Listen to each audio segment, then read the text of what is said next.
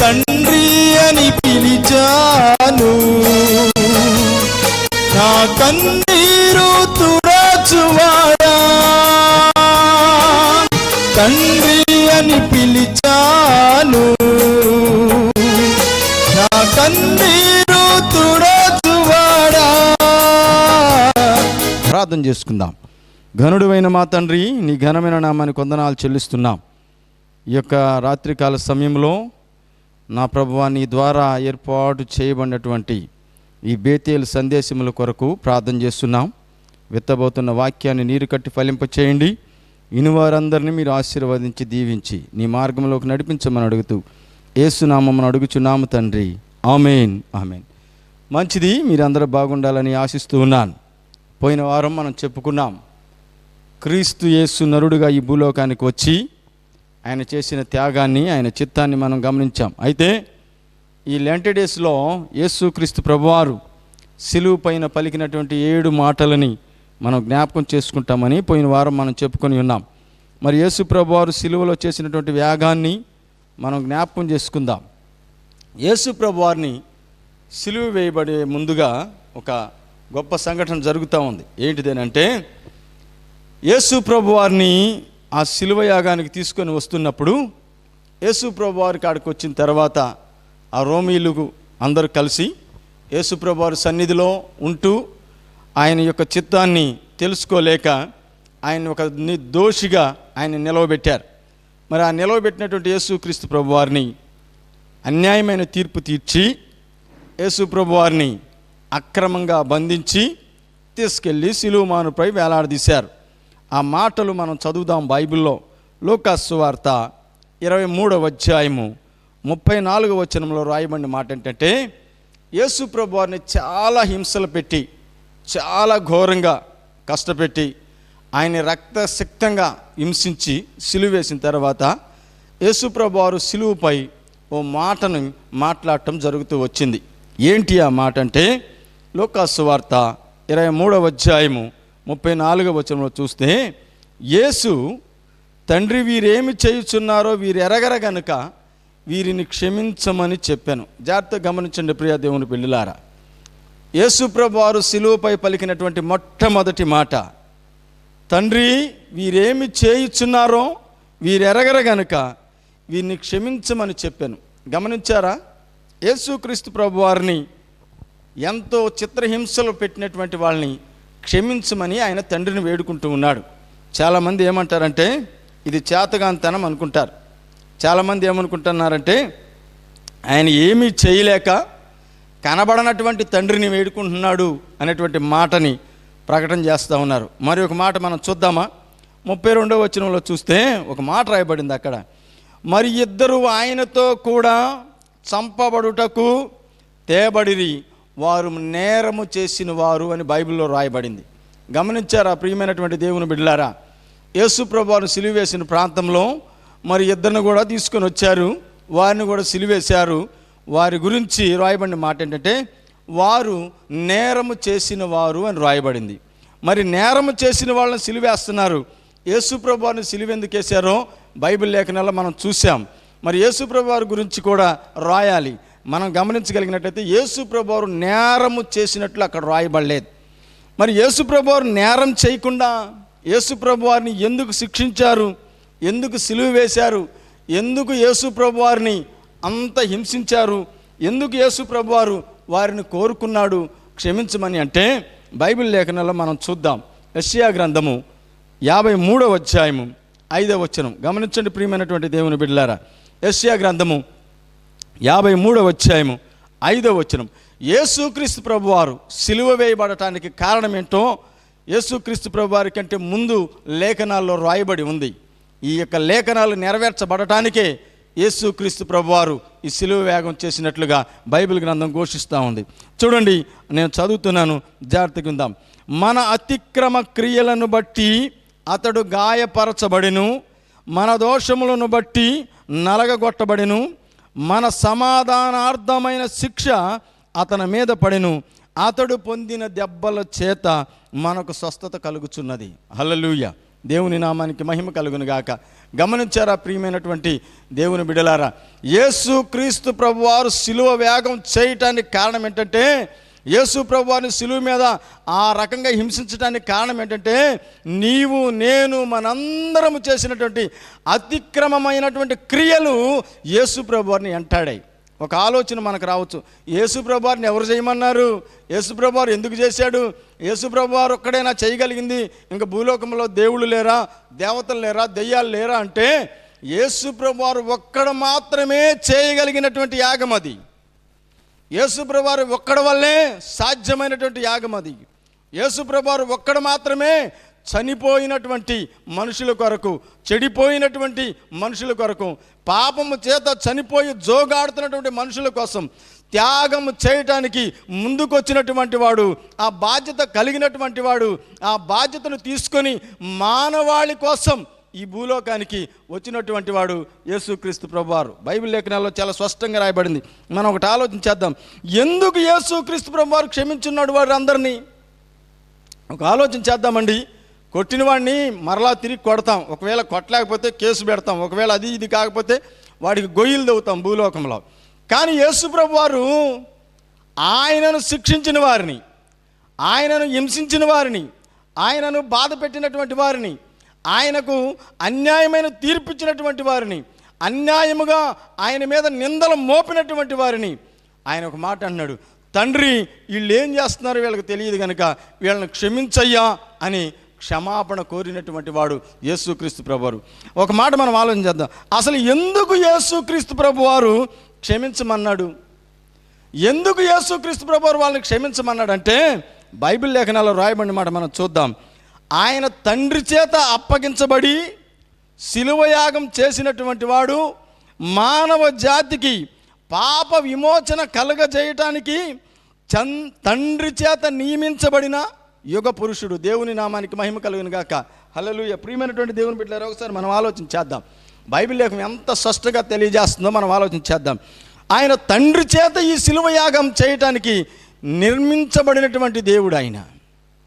ఆయన తప్ప ఎవరు చేసేటువంటి ఆ త్యాగం ఎవరు లేరు కనుక తండ్రి చేత అప్పగించబడేటువంటి యుగ పురుషుడు. మానవ జాతికి పాపము నుండి విడుదల కలిగించడానికి, మానవ జాతిని శాపభరితమైనటువంటి క్రియల నుండి విడుదల కలిగించడానికి, అతిక్రమమైన క్రియల నుండి, దోషాల నుండి, అక్రమమైనటువంటి మార్గాల నుండి తప్పించి మానవ జాతిని దేవుని చేత దేవుని దగ్గరకు తీసుకుపోవటానికి ఏర్పాటు చేయబడినటువంటి యుగ పురుషుడు యేసుక్రీస్తు ప్రభువుల వారు. దేవుని నామానికి మహిమ కలుగును గాక. హల్లెలూయా. మళ్ళీ ఇంకొక మాట చెప్పనా నేను మీ అందరికీ, ఆయన ఎవరికి శిక్ష విధించారో, ఎవరు ఆయనను శిక్షించారో వారిని క్షమించగలిగినటువంటి స్వయంభవుడు ఆయన. ఎందుకో తెలుసా? వారు వేసే ఏ శిక్షనైనా, వారు చేసినటువంటి ఆ భయంకరమైనటువంటి నరమేధాన్ని, ఆ భయంకరమైనటువంటి బాధలను క్షమించగలిగిన వాడు వాటన్నిటి నుండి మరలా రిటర్న్ కాగలిగినటువంటి స్వయంభవుడు ఆయన. ఎంత గొప్ప దేవుడు ఒకసారి ఆలోచన చేద్దాం. గమనించండి ప్రియమైనటువంటి దేవుని బిడ్డలారా, యేసు క్రీస్తు ప్రభువారు సర్వశక్తిమంతుడు, సర్వశక్తిమంతుడు. అందుకే బైబిల్ లేఖనాల్లో ఓ మాటను చక్కగా దేవుడు రాసి ఉంచాడు. ఏంటి ఆ మాట అంటే, చూడండి, యెషయా గ్రంథము 31వ అధ్యాయము 11వ వచనాన్ని నేను మీకు జ్ఞాపకం చేస్తాను. యెషయా గ్రంథము 53వ అధ్యాయము 11వ వచనం. అతడు తనకు కలిగిన వేదన చూసి తృప్తి పొందాను. జాగ్రత్తగా గమనించండి. ఈ మాటను చదువుతున్నప్పుడు మనం కొద్దిగా ఆలోచన చేయాలి. అతడు అనగా తండ్రి అయిన దేవుడు తనకు కలిగిన వేదనను చూచి, యేసుక్రీస్తు ప్రభువారికి కలిగినటువంటి వేదనను చూచి తృప్తి పొందాడు. ఎందుకు తృప్తి పొందాడు అంటే, యేసుక్రీస్తు ప్రభువారు పరిశుద్ధాత్మ దేవుడు, తండ్రి అయినటువంటి యెహోవా త్రియేకం కలిగినటువంటి దేవుడైనటువంటి యేసుక్రీస్తు ప్రభువారు మానవ జాతి నశించిపోవటం, మానవ జాతి అంతరించిపోవటం, మానవ జాతి పాపానికి బందీలై ఉండటం, మానవ జాతి క్రీస్తు నుండి దూరం పోవటం ఎంత మాత్రం ఇష్టం లేదు. అందుకే ఎవరైతే యేసుక్రీస్తు ప్రభువారిని శిక్షించారో, ఎవరైతే యేసుక్రీస్తు ప్రభువారిని బాధ పెట్టారో, ఎవరైతే యేసుక్రీస్తు ప్రభువారిని అన్యాయమైన తీర్పు ఇచ్చారో, ఎవరైతే యేసుక్రీస్తు ప్రభువారిని అక్రమంగా ఆయన శిక్షించాలని తలంపు కలిగి ఆయన మీద కుయుక్తులు పన్నారో, వారందరినీ క్షమించు తండ్రి అని వేడుకోగలిగినటువంటి గొప్ప స్వభావం కలిగినటువంటి దేవుడు ఆయన. గమనించారా? ఈరోజు దేవుడు దేవతలను పిలువబడినటువంటి వాళ్ళ యొక్క లేఖనాలు మనం చూస్తే ఇవన్నీ కట్టుకథలుగా రాయబడి అనుకోవచ్చు. కానీ బైబిల్ అలా కాదండి. బైబిల్ అలా కాదు. బైబిల్ అలా కాదు. ఎవరైతే ఆయన హింసించారో, ఎవరైతే ఆయన చిత్రహింసలు పెట్టారో వారందరినీ క్షమించగలిగినటువంటి గొప్ప ప్రేమామూర్తి యేసు ప్రభువారు. అది ఒక్క యేసు ప్రభువారికే సాధ్యమైంది. అది ఒక్క యేసు ప్రభువారి వలననే నిర్ణయించబడింది. అది ఒక్క యేసు ప్రభువారు మాత్రమే చేయగలిగినటువంటి వాడిగా బైబిల్ లేఖనాల్లో రాయబడింది. ప్రియమైనటువంటి దేవుని బిడ్డలారా, మనం చూస్తే అతడు తనకు కలిగిన వేదనను చూచి తృప్తి పొందెను. నీతిమంతుడైన నా సేవకుడు జనుల దోషమును భరించెను. జనుల దోషమును భరించెను. గమనించారా? ఈరోజు దేవుడు నీకు ఈ సందేశాన్ని అందించడానికి కారణం ఏంటో తెలుసా? ఆయన నీవెవరో తెలియనప్పుడు, నీ యొక్క నడకేంటో తెలియనప్పుడు, నీ జీవితం ఎలాగుందో తెలియనప్పుడు, నువ్వు పాపానికి కట్టు బానిసై నడుస్తున్నటువంటి సమయంలో నీ దోషాన్ని, నా దోషాన్ని, ఈ మానవ దోషాన్ని ఆయన సిలువ మానుపై మోసిన వాడిగా ఉంటా ఉన్నాడు. అందుకే తండ్రి అయిన దేవుడు ఒక సర్టిఫికేట్ ఇస్తున్నాడు. ఆయన నీతిమంతుడైన నా సేవకుడు. గమనించారా ప్రియమైనటువంటి దేవుని బిడ్డలారా? ఈ భూలోకంలో దేవుళ్ళుగా పిలువబడుతున్నటువంటి ఏ దేవుడికి లేనటువంటి గొప్ప పేరు నీతిమంతుడైన దేవుడు. నీతిమంతుడైన దేవుడు. హల్లెలూయా, హల్లెలూయా. నా ప్రియమైనటువంటి సహోదరి సహోదరుడా, లేఖనాలు చాలా సూటిగా తెలియజేస్తున్నాయి. ఈ రాత్రికాల సమయంలో యేసు ప్రభువారు సిలువ మీద ఇచ్చినటువంటి ఆ గొప్ప సందేశాల్లో మొట్టమొదటి మాట, తండ్రి వీళ్ళు ఏమి చేయుచున్నారో వీరు ఎరగరు గనుక వీరిని క్షమించుమని చెప్పగలిగినటువంటి దేవుడు యేసుక్రీస్తు ప్రభువారు. ఎందుకు ఆ మాట చెప్పాడంటే, నీతిమంతుడైన నా సేవకుడు. ఆయన నీ సేవకుడుగా, నిన్ను నడిపించేవాడిగా, నిన్ను ప్రేమించేవాడిగా, నీ జీవితాన్ని ఆశీర్వాదించేవాడిగా, నీ చిత్తాన్ని ఆయన చిత్తంగా మార్చుకొని నీ జీవితాన్ని సస్యశ్యామలంగా ముందుకు తీసుకెళ్ళడానికి నీతిమంతుడుగా ఈ భూలోకానికి వచ్చిన దేవుడు క్రీస్తు యేసు ప్రభువారు. అందుకే తండ్రి అయిన దేవుడు ఆయనకు ఒక సర్టిఫికేట్ ఇస్తా ఉన్నాడు. ఏమని? నీతిమంతుడైన నా సేవకుడు జనుల దోషమును భరించి. గమనించారా? యేసుక్రీస్తు జనాంగంలో నువ్వు ఉన్నావు బిడ్డ. యేసుక్రీస్తు జనాంగంగా నిన్ను ఎన్నుకున్నాడు ఆయన. యేసుక్రీస్తు ప్రభువారు నీతో ఉండాలని ఆయన తలంపు కలిగి ఆయన సన్నిధికి నిన్ను పిలుస్తూ ఉన్నాడు. నువ్వే ఘోర పాపం చేసినా, ఏ దుర్వ్యసనాలకు అలవాటై ఉన్నా, ఏ పాప కార్యాలలో నువ్వు బంధించబడి ఉన్నా, ఏ శోధనలో నువ్వు బంధించబడి ఉన్నా, ఏ విషయాలకు నువ్వు లోబడి ఉన్నా, దేవుడు అన్నాడు, నేను నిన్ను క్షమిస్తాను. ఎందుకో తెలుసా? నేను నిన్ను క్షమించటానికే ఈ సిలువ యాగం చేశాను. నేను నిన్ను ముందుకు నడిపించడానికే ఈ సిలువ యాగం చేశాను. నేను నిన్ను నాతో పాటు పరలోక సంబంధమైన జీవితాన్ని నీకు అనుభవించేలాగా చేయటానికే నేను ఈ సిలువ యాగం చేసి ప్రతి వాళ్ళని క్షమించేవాడిగా ఉన్నాను. ఎలాగుంది ప్రియమైనటువంటి దేవుని బిడ్డలారా ఈ రాత్రి నీ జీవితం? యేసుక్రీస్తు ప్రభువారి గురించి రాయబడిన మాట, నీతిమంతుడైన నా సేవకుడు. నీతిమంతుడైన నా సేవకుడు. అంత గొప్ప నీతిమంతుడైన దేవుడు నీ కుటుంబానికి అండగా ఉండాలని ఈ రాత్రి ఆశిస్తూ అంటున్నాడు, నేను నిన్ను క్షమిస్తాను. ఎక్కడ క్షమిస్తానో తెలుసా? నువ్వు ఏ సమస్యలో ఉన్నా సరే, ఏ పాపములో ఉన్నా సరే, ఇది నీ వల్ల కాదు, ఈ పాపం నన్ను విడిపించలేదు అనేటువంటి తీర్మానంలో ఉన్నా సరే, నేను నిన్ను క్షమించడానికి సిద్ధంగా ఉన్నాను. నేను నీతో ఉండటానికి సిద్ధంగా ఉన్నాను. నేను నీ సన్నిధిలో నీతో కలిసి, నీ కుటుంబంతో కలిసి, నీ కుటుంబంలో నేను ఒక మనిషిగా జీవించడానికి సిద్ధంగా ఉన్నాను. నీ వ్యసనాలను నేను భరించాను, నీ దోషాలను నేను భరించాను, నీ అతిక్రమాలను నేను భరించాను. నేను పొందిన దెబ్బల చేత నీకు స్వస్థత ఇవ్వడానికి సిద్ధంగా ఉన్నాను. నా ప్రియమైనటువంటి దేవుని బిడ్డలారా, ఈ భూలోకంలో ఏ దేవుడు కూడా ఇలాగ పిలిచినట్లు ఏ గ్రంథంలో రాయబడలేదు, ఏ లేఖనాల్లో రాయబడలేదు. చూడండి, ఇంకొక మాట నేను మీకు తెలియజేస్తాను. తనకున్న అనుభవ జ్ఞానము చేత అనేకులను నిర్దోషులుగా చేయును. దోషభరితమైన మన జీవితాలను, పాపభరితమైన మన జీవితాలను, శాపభరితమైన మన జీవితాలను, నిర్దోషులుగా చేయటానికి యేసు క్రీస్తు ప్రభువారి అనుభవ జ్ఞానముతో మనలను నిర్దోషులుగా చేసినట్లు లేఖనాలు తెలియజేస్తూ ఉన్నాయి. గమనిద్దామా ప్రియమైనటువంటి దేవుని బిడ్డలారా, యెషయా గ్రంథం 53:11 చాలా సూటిగా తెలియజేస్తుంది. యేసు క్రీస్తు ప్రభువారు ఎంతగా నీ జీవితానికి దగ్గరగా రావాలనుకుంటున్నాడంటే ఆయన లేఖనాలు తెలియజేస్తూ ఉన్నాయి. ఆయన నీ సేవకుడుగా మారిపోయాడు. ఆయన నీ దోషాలను భరించిన వాడిగా మారిపోయాడు. ఆయన నీ శాపాలను భరించిన వాడిగా మారిపోయాడు. ఆయన నీ అతిక్రమాలన్నిటినీ ఆయన జీవితం మీద వేసుకొని నిన్ను క్రమమైన మార్గములో, ఆశీర్వాదకరమైన మార్గములో, న్యాయయుక్తమైన మార్గములో, పాపము లేనటువంటి మార్గములో యేసుక్రీస్తు ప్రభువారి రక్తము చేత కడగబడిన కుటుంబముగా నీ కుటుంబాన్ని మార్చటానికి ఈ రాత్రి ఈ సందేశాన్ని నీ కుటుంబానికి అందిస్తూ ఉన్నాడు. ఈ రాత్రి ఈ మాటలు నీ జీవితానికి అందిస్తూ ఉన్నాడు. ఈ రాత్రి నిన్ను క్షమించడానికి సిద్ధంగా ఉన్నాడు. యేసు ప్రభువారు సిలువ యాగం చేస్తూ ఉన్నాడండి. ఈ లెంట్ డేస్లో మనందరము ఈ లెంట్ డేస్ని అనుభవిస్తున్నటువంటి వాళ్ళమే, ప్రార్థన చేస్తున్నటువంటి వాళ్ళమే, ఆయన సన్నిధిలో మనం గడుపుతున్నటువంటి వాళ్ళమే, ఆయన చిత్తాన్ని అనుగుణంగా మనం ప్రార్థన చేస్తున్నటువంటి వాళ్ళమే. ఆయనను మనలో తెలియని లోపాలు, ఆయనను మనలో తెలియనటువంటి అతిక్రమాలు ఉన్నట్లయితే దేవుడు అంటున్నాడు, నువ్వు ఏమి చేసినా, నువ్వు ఎలాగ ఉన్నా, నువ్వు ఏ స్థితిలో ఉన్నా, నువ్వు ఏ గతిలో ఉన్నా నేను నిన్ను క్షమించగలను. ఎందుకో తెలుసా? సిలువపై నన్ను చిత్రహింసలు చేసినటువంటి వారిని నేను క్షమించడానికి సిద్ధపడిన దేవుడును. నువ్వెవరో తెలియనప్పుడే నేను నిన్ను క్షమించాను. నువ్వు నశించిపోవటం ఇష్టం లేక నేను నీ సన్నిధికి వచ్చాను. నీ జీవితం అద్భుతంగా మార్చబడటానికే నేను నీ ఎదుటికి వచ్చాను.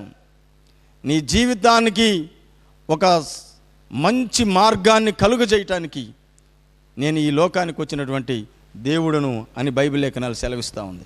గమనించారా ప్రియమైనటువంటి దేవుని బిడ్డలారా? యేసు ప్రభువుతో మరొక ఇద్దరు సిలువ వేయబడ్డారని బైబిల్ లేఖనాల్లో రాయబడి ఉంది. వాళ్ళ గురించి రాస్తూ అన్నారు, వారు నేరము చేసిన వారు. ఈరోజు మనం ఆలోచించేద్దాం ప్రియమైనటువంటి దేవుని బిడ్డలారా, మన జీవితాల్లో ఎన్ని నేరాలు ఉన్నాయి, ఎన్ని దోషాలు ఉన్నాయి, ఎన్ని అతిక్రమాలు ఉన్నాయి, ఎన్ని పాపాలు ఉన్నాయి, ఎన్ని శాపాలు ఉన్నాయి, ఎన్ని రకాలైనటువంటి దేవునికి ఆయాసం కలిగించేటువంటి ఎన్ని క్రియలు నీ జీవితంలో, నా జీవితంలో ఉన్నాయో ఒకసారి ఆలోచించేద్దాం. అందుకే ఈ మానవ ప్రపంచానికి దేవుడు తన యొక్క సిలువ యాగం చేస్తూ ఆ గొల్గొతా కొండ మీద కపాలం అనబడే స్థలంలో సిలువ మీద వేలాడుతూ మొట్టమొదటిగా దేవుడు చెప్పిన మాట, వీరేమి చేస్తున్నారో వీరు ఎరగరయ్యా, అదైతే వీళ్ళని క్షమించు. ఈరోజు దేవుడు నిన్ను క్షమించాలని ఆశపడుతూ ఉన్నాడు. నువ్వు ఎలాంటి స్థితిలో ఉన్నా సరే, ఎలాంటి గతిలో నువ్వు ఉన్నా సరే, ఆయన అన్నాడు, నేను నిన్ను క్షమించగలను. ఎంతగా క్షమిస్తాను అంటే, నువ్వు ఎంత పాపంలో ఉన్నా, ఎంత శాపంలో ఉన్నా, ఎంత శోధనల్లో ఉన్నా, ఇది నా వల్ల కాదయ్యా, దీనికి మార్గం చావే అనుకుంటే దేవుడు అంటున్నాడు, నేనున్నా నీకు. ఎందుకున్నానో తెలుసా? నీ కోసం నేను 3 మేకుల మధ్య సిలువలో వేలాడదీయబడ్డాను. నీ కోసం ఆ సిలువలో యాగం చేశాను. నీ దోషాల కోసం నేను సిలువ మీద వేలాడాను. నీ అతిక్రమాల చేత నేను వేలాడదీయబడ్డాను. నీవు నేను మనందరం చేసినటువంటి పాపముల చేత ఆయన శరీరం దెబ్బల చేత నింపబడి ఉంది. అందుకే లేఖనాల్లో రాయబడింది, అతని మీద పడెను, అతడు పొందిన దెబ్బల చేత మనకు స్వస్థత కలుగుచున్నది. హల్లెలూయా. యేసు ప్రభువారు పొందిన దెబ్బల చేత మన జీవితానికి స్వస్థత రాబోతూ ఉంది. యేసు ప్రభువారు పొందినటువంటి శ్రమల చేత మన జీవితానికి విడుదల కలగబోతూ ఉంది. యేసు ప్రభువారు చేసినటువంటి ఆ యాగాన్ని బట్టి మన జీవితానికి విడుదల కలిగించేవాడిగా ఉంటున్నాడు. నిర్దోషమైన రక్తం, నిష్కలంకమైన రక్తం మానవ కోటిని రక్షించడానికి పరలోకము నుండి నరుని రూపము ధరించి ఈ భూలోకానికి వచ్చి మనందరి యొక్క పాప విమోచన నుండి తప్పించబడటానికి, మనందరినీ విడుదల కలిగించడానికి, అయ్యో నా పాపాన్ని క్షమించేవాడు లేడు, అయ్యో నా దోషానికి విడుదల కలిగించేవాడు లేడు, అయ్యో నేను ఇక ఇలాగ కృషించిపోవాల్సిందే పాపము చేత, ఇలాగనే నశించిపోవాల్సిందే నేను, నా జీవితం పాపము చేత నింపబడి నరకానికి వేడ్చుకొని పోవాల్సిందే అనుకుంటున్నటువంటి తరుణంలో నా దేవుడైన యేసుక్రీస్తు ప్రభువారు నీకు ఇస్తున్న గొప్ప సందేశం, బిడ్డా, నేను నిన్ను క్షమిస్తాను, నేను నిన్ను క్షమిస్తాను, నేను నిన్ను క్షమించుటకు సమర్థుడను. ఎందుకో తెలుసా? బైబిల్ లేఖనాల్లో మనం చూసాం, నీతిమంతుడైన నా సేవకుడు జనుల దోషమును భరించెను. ఒక చిన్న మాటను మనం ఆలోచించేద్దామా? ఒక పాపాన్ని క్షమించాలన్నా, ఒక రోగాన్ని క్షమించాలన్నా, ఒక దోషాన్ని క్షమించాలన్నా, వాటన్నిటి నుండి వాటిని చేయనటువంటి వాడు, వాటిని కంటే పవిత్రంగా బ్రతికినటువంటి వాడు, నీతియుక్తమైనటువంటి వాడు మాత్రమే చేయగలడు. అందుకే ఈ మానవ లోకంలో మానవ కోటికి నా దేవుడైన యేసుక్రీస్తు ప్రభువారు సవాల్ ఇసిరాడు. ఏ దేవుడు సవాల్ ఇస్తరులా? ఏ దేవుడు ఇలాగ ప్రశ్నించలా? నాలో పాపమున్నదని మీరు ఎవరైనా స్థాపించగలరా? పాపము లేనటువంటి వాడు యేసుక్రీస్తు ప్రభువారు. భూత భవిష్యత్తు వర్తమాన కాలంలో నిన్న నేడు నిరంతరము ఒకటే రీతిగా ఉన్నటువంటి యేసుక్రీస్తు ప్రభువారు ఇస్తున్న వాగ్దానం ఈరోజు నీకు, ఈ శిలువ ధ్యానాల రోజుల్లో దేవుడు నీకు ఇస్తున్న వాగ్దానం, నేను నిన్ను క్షమిస్తాను, నీ కుటుంబాన్ని క్షమిస్తాను, నీ జీవితాన్ని మారుస్తాను. నా సన్నిధికి నువ్వు రాగలవా? నా సన్నిధికి నువ్వు రాగలవా? నా సన్నిధిలో నువ్వు ఉండగలవా? దేవాతి దేవుడు అడుగుతున్న మాట, ప్రియమైనటువంటి దేవుని బిడ్డలారా, ఎలాగుంది మన జీవితం? ప్రశ్నేసుకుందాం. ఎలాగుంది మన జీవితం? ఒక మాట మనం ఒకసారి జ్ఞాపకం చేసుకుందాం. తనకున్న అనుభవ జ్ఞానము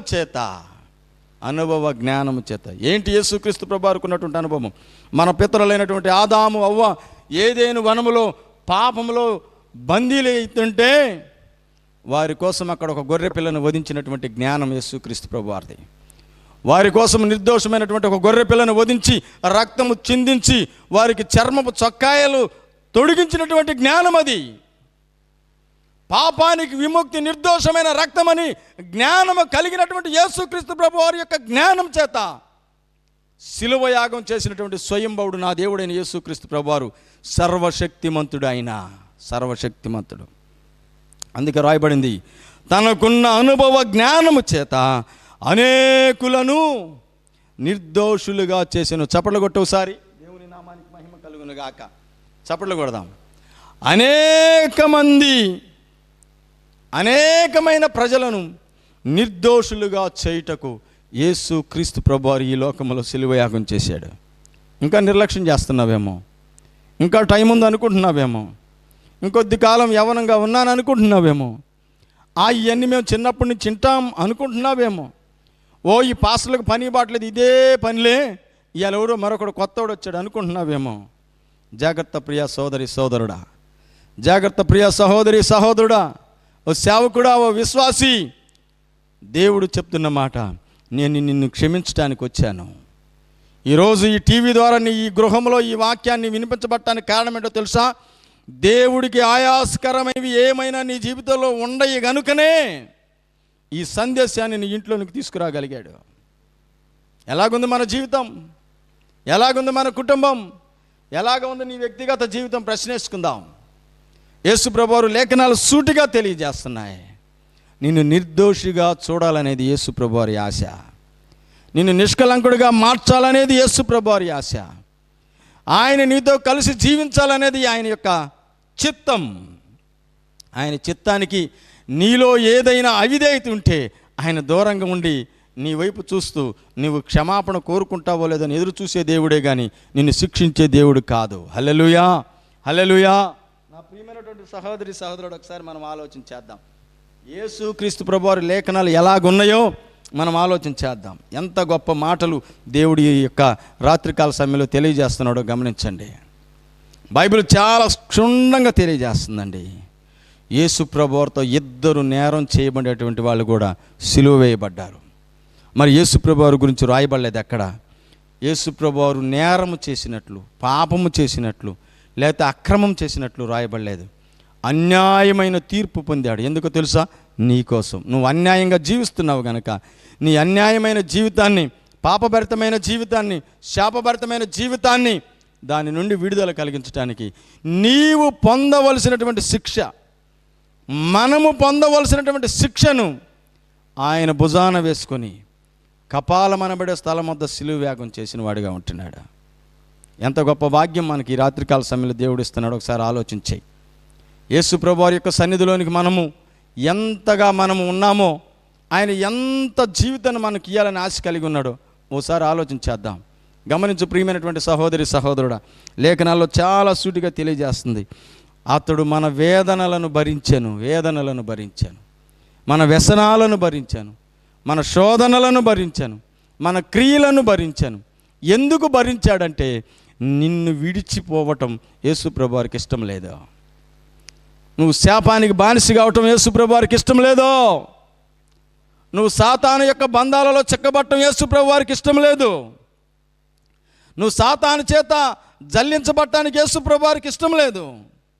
నీ కోసం ఆయన ఎంత త్యాగం చేయటానికి వచ్చాడంటే ఆ సిలువలో వేలాడుతూ రక్తం దారలుగా ముద్దగా మార్చబడి అంటున్నాడు, తండ్రి వీళ్ళు ఏం చేస్తున్నారో వీళ్ళకి తెలియదు కనుక వీళ్ళని క్షమించుము. దేవుడు నిన్ను క్షమించాలనుకుంటున్నాడు. ప్రియ సహోదరి, నువ్వు ఏ బంధకాల్లో బంధించబడ్డావో, ఏ శాపాల్లో నువ్వు బంధించబడ్డావో, ఏ క్రియల మధ్య నువ్వు ఉన్నావో, ఏ రహస్యమైన పాపాల మధ్య నువ్వు దాగి ఉన్నావో, ఏ దేవుడికి వ్యతిరేకమైన కార్యాలు ఎవరికి తెలియకుండా నువ్వు దేవుడికి వ్యతిరేకంగా నడుస్తున్నావో, సంఘములో నీ పాత్ర ఏమిటో, దేవుడికి ఎన్నిసార్లు దూరంగా ఉన్నావో, ఎన్నిసార్లు మనసులో దేవుణ్ణి అవమానపరిచావో, ఎన్నిసార్లు దేవుణ్ణి దుఃఖాక్రాంతుడిగా చేసావో, వాటన్నిటి నుండి నీకు విడుదల కలిగించి, వాటన్నిటి నుండి నిన్ను తప్పించి, నిన్ను క్షమించటానికి దేవాతి దేవుడు సిలువ యాగం చేసి అంటున్నాడు. వీరేం చేశారో వీళ్ళకి తెలియదు కనుక వీళ్ళని క్షమించమంటున్నాడు. ఈ రాత్రి దేవుడు నిన్ను క్షమించడానికి సిద్ధంగా ఉన్నాడు. నువ్వు మోకరించి యేసుప్రభుని అడగటానికి సిద్ధంగా ఉన్నావా? నీవే శాపంలో అయినా ఉండు, ఏ పాపములైనా ఉండు, ఏ దోషములైనా ఉండు, ఆయన క్షమించడానికి సిద్ధంగా ఉన్నాడు. నువ్వు మోకరించడానికి సిద్ధంగా ఉన్నావా? ఒకసారి మనల్ని మనం పరీక్ష చేసుకుందాం. దేవుని లేఖనాలను బట్టి మనం జ్ఞాపకం చేసుకుందాం. బైబిల్ లేఖనాలు సెలవిస్తుంది, తనను తాను విమర్శించుకొనిన వాడు శిక్షింపబడకపోవును, నిర్దోషిగా తీర్చబడతాడు. కొరింథీయులకు రాసిన పత్రికలో చెప్తా ఉన్న మాటలు. యేసు ప్రభువు క్షమించడానికి సిద్ధంగా ఉన్నాడు. నువ్వు ఆయన్ని మోకరించి, ప్రభువా నా సమస్య ఇది, నా దోషం ఇది, నా అపరాధం ఇది, నా యొక్క పాపం ఇది, నేను దీని నుండి విడుదల కలగలేకపోతున్నానని నువ్వు యేసు ప్రభువుని అడగగలుగుతావా? అడగగలిగితే ఆయన అన్నాడు, నేను నిన్ను క్షమిస్తాను. క్షమించటమే కాదండి, నీతో ఆయన కలిసి, ఆయనతో నీవు కలిసి ఈ జీవిత ప్రయాణంలో ముందుకు కొనసాగటానికి దేవుడు కోరుకుంటూ ఉన్నాడు. ఎలాగుంది మన జీవితం? ఒకసారి ఆలోచించేద్దాం. మోకరిద్దామా? ప్రార్థన చేద్దామా? మనలో ఉన్న అవిధేయతలను, మనలో ఉన్న దోషాలను, మనలో ఉన్న పాపాలను యేసుప్రభువు వారికి చెప్దామా? చెప్తే ఆయన అంటున్నాడు, నేను నిన్ను క్షమిస్తాను. ఆయన క్షమా జీవితాన్ని నువ్వు పొందాలనుకుంటే ఈ ప్రార్థనలో ఏకీభవించు. ప్రార్థన చేసుకుందాం. ఘనుడైన మా తండ్రి, నీ ఘనమైన నామానికి వందనాలు, స్తుతులు, స్తోత్రాలు చెల్లిస్తున్నాం. ఈ రాత్రికాల సమయంలో సిలువపై మీరు పలికినటువంటి మొట్టమొదటి మాట, తండ్రి వీరేం చేస్తున్నారు వీరు ఎరగరు గనక వీరిని క్షమించమన్నావు. ప్రభు, ఇదిగో మేము మోకరించి నీ ఎదుట అడుగుతున్నాం. మాలో ఎన్నో అపవిత్రమైన కార్యాలు, ఎన్నో అవిధేయతమైన కార్యాలు, నీకు ఆయాస్కరం కలిగించే ఎన్నో ఉన్నాయి అయ్యా. ఎంతోమంది టీవీ ఎదుట నిలబడి వారు ప్రార్థన చేస్తూ ఉన్నారు. వారిని అందరినీ మమ్మలను ఒక్కసారి క్షమించండి. నీ రాజ్యమునకు పాత్రలుగా చేయండి. నీ రక్తంలో కడిగిన బిడ్డలుగా మా ముందుంచబడిన పరుగు పందెములో ప్రభువా నీకు నమ్మకంగా ముందుకు వెళ్ళుటకు నీ కృప మాకు తోడుగా ఉంచమని అడుగుతూ యేసునామమున అడుగుచున్నాము తండ్రి, ఆమెన్. తండ్రి అయిన ప్రేమయు, కుమారుడైన యేసుక్రీస్తుల వారి యొక్క కృపయు, పరిశుద్ధాత్మిక కన్యన సహవాసము మనందరికీ తోడై నడిపించునుగాక. Amen, amen. మీ అందరికీ వందనాలు. మీ ప్రార్థన అవసరతలు ఉన్నట్లయితే ఆ స్క్రీన్ మీద ఆ ఫోన్ నెంబర్లు వస్తూ ఉన్నాయి.